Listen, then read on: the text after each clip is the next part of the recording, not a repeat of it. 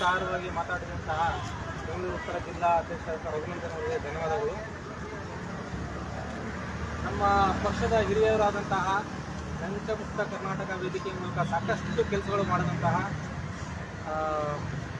ರಾಜ್ಯ ಖಜಾಂಚಿಯಾದಂತಹ ನಮ್ಮ ಪಕ್ಷದ ರಾಜ್ಯ ಖಜಾಂಚಿಯಾದಂತಹ BR ಮರಾಠೆ ಸರ್ ಅವರು ಉದ್ದೇಶಿಸಿ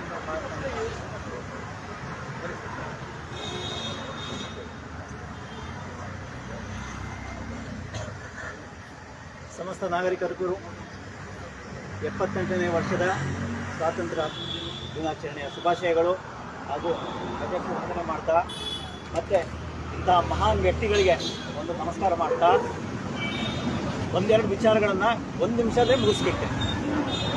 ನಾನು ಇತ್ತೀಚೆಗೆ ನೋಡ್ತಾ ಇದ್ದೀನಿ ಸ್ವಾತಂತ್ರ್ಯ ಅನ್ನೋದು ಯಾವ ಥರ ಇದೆ ಅಂದರೆ ಇದೊಂದು ಸಾಂಕೇತಿಕವಾಗಿ ಎಷ್ಟು ಬಹುಜನರು ಸಾಂಕೇತಿಕವಾಗಿ ಮಾಡಲೇಬೇಕು ಅನ್ನೋ ಉದ್ದೇಶಕ್ಕೆ ಮಾಡ್ತಾ ಇದ್ದಾರೆ. ಆದರೆ ನಾವು ಸ್ವಾತಂತ್ರ್ಯ ಅಂದರೆ ನಮಗೆ ಹೇಗಿರಬೇಕು, ಜನಸಾಮಾನ್ಯರು ಹೇಗಿರಬೇಕು, ಇದು ಯಾವುದನ್ನೂ ಪರಿಗಣನೆಗೆ ತಗೋತಾ ಇಲ್ಲ.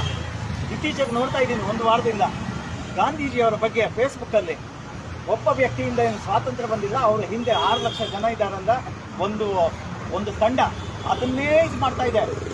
ಯಾವುದೇ ದೇಶ ಆಗಲಿ, ಯಾವುದೇ ಒಂದು ಸಮುದಾಯ ಆಗಲಿ, ಯಾವುದೇ ಇದನ್ನು ಒಬ್ಬ ವ್ಯಕ್ತಿ ಬೇಕೇ ಬೇಕಾಗತ್ತೆ.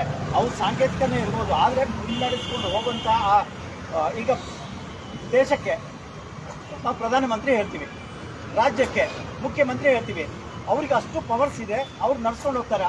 ಹಾಗಂತ ಒಬ್ಬರೇ ಮುಖ್ಯಮಂತ್ರಿ ಕೆಲಸ ಮಾಡೋಕ್ಕೆ ಸಾಧ್ಯ ಇಲ್ಲ, ಎಲ್ಲ ಒಬ್ಬರೇ ಪ್ರಧಾನಮಂತ್ರಿ ಮಾಡೋಕ್ಕೆ ಸಾಧ್ಯ ಇಲ್ಲ. ಆದರೆ ಈ ಕುತಂತ್ರಿಗಳು, ಕೆಲವರು ಕೆಟ್ಟ ಮನಸ್ಸಿನವರು, ಈಗ ಮನಸ್ಥಿತಿನೇ ಹಾಳಾಗ್ತಾ ಇದೆ ಜನರದ್ದು. ಇವ್ರು ಏನು ಮಾಡ್ತಾ ಇದ್ದಾರೆ ಅಂದರೆ ಗಾಂಧೀಜಿಯವರು ಒಬ್ಬರೇ ಮಾಡೋಕ್ಕೆ ಸಾಧ್ಯನ, ಅವರ ಹಿಂದೆ 6 ಲಕ್ಷ ಜನ ಇದ್ದಾರೆ ಅಂತ ಹೇಳ್ತಾರೆ.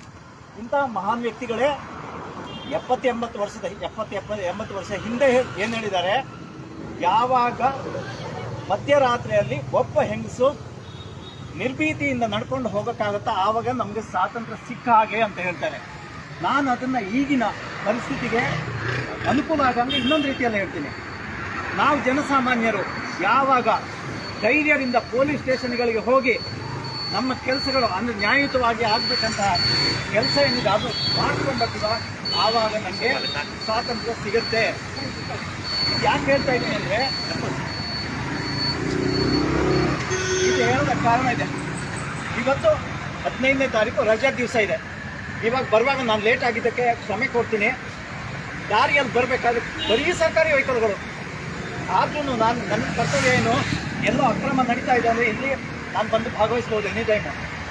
ದಾರಿಯಲ್ಲಿ ಬರುವಾಗ ಒಂದು ಗಾಡಿ ನಿಲ್ಲಿಸ್ಬಿಟ್ಟು ಅವ್ರು ಏನು ಮಾಡಿದ್ದಾರೆ, ಯಶವಂತಪುರದಿಂದ ಅನಾರೋಗ್ಯ ಇಲಾಖೆಗೆ ಸೇರಿದ IAS ಆಫೀಸರು ಯಶವಂತಪುರದಿಂದ ಬನಶಂಕರಿ ದೇವಸ್ಥಾನಕ್ಕೆ ಹೋಗಿ, ಬನಶಂಕರಿಂದ ಉಮಾಮಹೇಶ್ವರಿ ದೇವಸ್ಥಾನಕ್ಕೆ ಹೋಗಿ, ಅಲ್ಲಿಂದ ಮಾರ್ಕೆಟ್ ಹತ್ರ ಒಂದು ದೇವಸ್ಥಾನ ಇದೆ ಸೆಗ್ನಲ್ ಹತ್ರ, ಅಲ್ಲಿಗೆ ಹೋಗಿ ಆಮೇಲೆ ಅನಾರೋಗ್ಯ ಸೌಧ ಇದೆಯಲ್ಲ, ಅವ್ರು ಹೇಳಿದ್ದು ಗೊತ್ತಿಲ್ಲ, ಅವ್ರು ಏನು ಧ್ವಜ ಆರಿಸೋಕ್ಕೆ 1 ಗಂಟೆಗೆ ಹೋಗ್ತಾರೆ. ಅಲ್ಲಿ ನಮ್ಗೆ ಇವಾಗ ಸಿಕ್ಕಿರೋ ಗಾಡಿ ಅದು.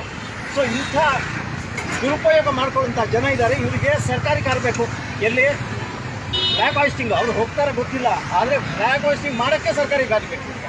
ಇವತ್ತು ನೋಡಿ, ನೀವು ಇಲ್ಲಿ ಒಂದು 10 ನಿಮಿಷ ನಿಂತರೆ ಗೊತ್ತಾಗುತ್ತೆ ಎಷ್ಟು ನಿಮಗೆ ಸರ್ಕಾರಿ ವಾಹನಗಳು ಸಿಗ್ತವಂತ. ಇವತ್ತು ರಜಾ, ಆ್ಯಕ್ಚುಲಿ ಅವರು ಇದರಲ್ಲಿ ಇರಬೇಕು, ಇಲ್ಲಿ ಯಾವ ಕಚೇರಿ ಇದೆಯಾ ಅಲ್ಲಿ ಇಟ್ಕೋಬೇಕು, ಅವರು ಅದನ್ನು ಮಾಡಲ್ಲ. ಹಾಗಾಗಿ ನಮಗೆ ಸ್ವಾತಂತ್ರ್ಯ ಯಾವಾಗ ಬರುತ್ತೆ ಅಂತ ಮತ್ತೆ ಹೇಳ್ತೀನಿ, ನಾವು ಪೊಲೀಸ್ ಸ್ಟೇಷನ್ಗಳಿಗೆ ಹೋಗಿ ಜನಸಾಮಾನ್ಯರು ಯಾವಾಗ ನ್ಯಾಯ ಪಡಿತೀವ ಆವಾಗ ನಮಗೆ ಸ್ವಾತಂತ್ರ್ಯ ಸಿಗುತ್ತೆ. ಈಗ ನಾವು ಸಾಂಕೇತಿಕವಾಗಿ ಮಾಡ್ತಾ ಇದ್ದೀವಿ. ಖಂಡಿತವಾಗಿ ನನಗೂ ಗೌರವ ಇದೆ. ಹಾಗಾಗಿ ನಾನು ಧ್ವಜಕ್ಕೆ ವಂದನೆ ಮಾಡ್ತಾ ಈ ಕಾರ್ಯಕ್ರಮದಲ್ಲಿ ಅದಕ್ಕಾಗಿ ಬಂದಿದ್ದೀನಿ. ನಮ್ಮ ಕರ್ತವ್ಯ ಅದು. ಶಿಗ್ಗಾವಿಯಲ್ಲಿ ಇನ್ನೊಂದು ಕಡೆ ಇವಾಗ ಮಾಡ್ತಾ ಇದ್ದಾರೆ ನಮ್ಮ ಪಕ್ಷದವರು. ಇಲ್ಲಿ ನಿಮಗೆ ಸಣ್ಣ ಕಾಣ್ತಾ ಇರೋದು ಏನಕ್ಕಂದ್ರೆ ಅಲ್ಲಿ ಪ್ಯಾರಲಲ್ಲಿ ಅಲ್ಲೂ ಮಾಡ್ತಾ ಇದ್ದಾರೆ, ಎಲ್ಲ ಕಡೆಗೂ ಮಾಡ್ತಾ ಇದ್ದೀವಿ, ಬೇರೆ ಬೇರೆ ಡಿಸ್ಟ್ರಿಕ್ಟ್ಗಳನ್ನು ಮಾಡ್ತಾ ಇದ್ದೀವಿ.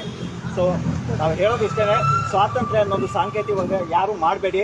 ನಿಮ್ಮ ಮನಸಾರೆ ಏನೇನು ಮಾಡಬೇಕಾ, ಸಮಾಜಕ್ಕೆ ಏನು ಒಳ್ಳೇದು ಮಾಡಬೇಕಾ ಅದನ್ನು ಮಾಡಿ, ಆವಾಗ ಸ್ವಾತಂತ್ರ್ಯ ಅನ್ನೋದು ಆಟೋಮೆಟಿಕ್ಕಾಗಿ ಆಗುತ್ತೆ. ಇದೊಂದು ನಾವು ವರ್ಷಾಚರಣೆಯಲ್ಲಿ ಮಾಡಬೇಕು, ಪ್ರತಿ ವರ್ಷವೂ ಮಾಡಬೇಕಾಗುತ್ತೆ. ಆ ಥರ ಅಂದ್ಕೊಂಡು ನಾವು ಮುಂದುವರಿಯೋಣ ಅಂತ ಹೇಳ್ತಾ ಎಲ್ರಿಗೂ ಧನ್ಯವಾದಗಳು.